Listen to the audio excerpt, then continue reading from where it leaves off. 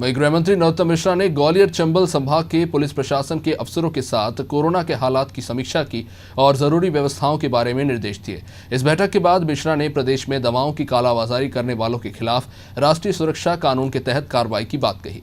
गृहमंत्री ने कहा कि ग्वालियर में जरूरी दवाओं और इंजेक्शन की कालाबाजारी करते पकड़े गए 2 आरोपियों के खिलाफ रासुका के तहत कार्रवाई करने के निर्देश दिए गए हैं। पूरे प्रदेश में ऐसे मामलों में रासुका की कार्रवाई ही की जाएगी। पुलिस के जवानों का हौसला बढ़ाते हुए नरोत्तम मिश्रा ने कहा कि कोरोना काल में जिस तरह से जवानों ने लोगों की सेवा की है, उससे पुलिस के प्रति लोगों का नजरिया अच्छा हुआ है। हम सबको मिलकर कोरोना की चेन को तोड़ना है। वहीं कमलनाथ और विपक्ष पर निशाना साधते हुए मिश्रा ने कहा कि विपक्ष सिर्फ ट्विटर तक सीमित रह गई है, लेकिन महामारी में राजनीति नहीं करना चाहिए।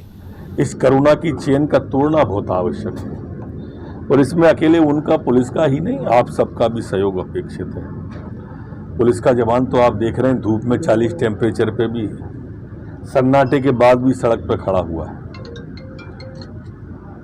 1 साल हो गई और आप सबसे आग्रह भी है, अगर कोई गलती होती है तो उसको तो दिखाते हो, पर वास्तव में जो जवान हमारा, जिसके बारे में लोग कहते थे कि वो पता नहीं क्यों खड़ा होगा, अब समझ में आ गया हमारी जान के लिए खड़ा हुआ है, एक सैनिक की तरह खड़ा हुआ है, बॉर्डर जैसा खड़ा हुआ है।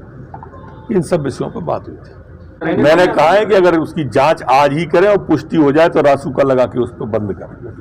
दादा एक सवाल, कोई जांच के लिए कहा है कि आपने प्रदेश में जो प्रदेश में लगातार निकल रहे हैं? अभी 2 नकली ग्वालियर में पकड़े गए हैं, श्योपुर के व्यक्ति हैं, और मैं उस पर मैंने कहा है कि उसको अगर पुष्टि होती है तो रासुका की कार्रवाई करें, एनए से लगाएं।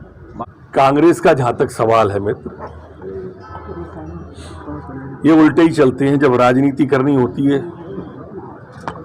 तब तो ये उपदेश देने लगते हैं, और जब सामाजिक काम करना होता है तब राजनीति करने लगते हैं। मैंने एक ट्वीट पढ़ा कमलनाथ जी का कल, वो कह रहे थे कि 5 ग्वालियर के लिए 5 ट्रक पाठक ने जो मंगाए किसी ने नहीं मंगाए हैं। अंसुल जगह है उड़ीसा में, वहां के उद्योगपति से हमारे कलेक्टर ने बात की थी और उसने कहा था कि मेरे पास में इतनी मात्रा में 500 मैट्रिक टन मात्रा में उपलब्ध है, मैं सब प्रदेशों को दे रहा हूं, जो लेना चाहे वो ले ले। नेता प्रतिपक्ष कमलनाथ जी ने ट्वीट कर दिया मुख्यमंत्री जी को, 15 महीने राज किया है आपने, 35 साल 25 साल से सांसद हो, आपके पुत्र सांसद हैं, किराए के 5 टैंकर करके ग्वालियर पे नहीं भेज सकते थे? देखो मैं धन्यवाद देता कि नहीं देता धन्यवाद, लेकिन लिख दिया कि हम व्यवस्था करें। हम तो कर ही रहे हैं जितनी हो रही है, जहां जो मिल रही है वहां हम ही कर रहे हैं ना। वो क्या कर रहे हैं?